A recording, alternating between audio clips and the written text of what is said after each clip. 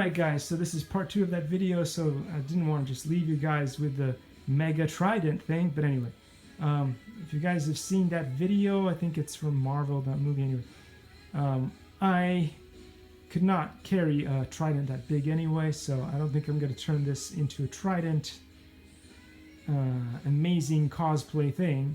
So yeah, I'm just going to dump it and we'll just go with that.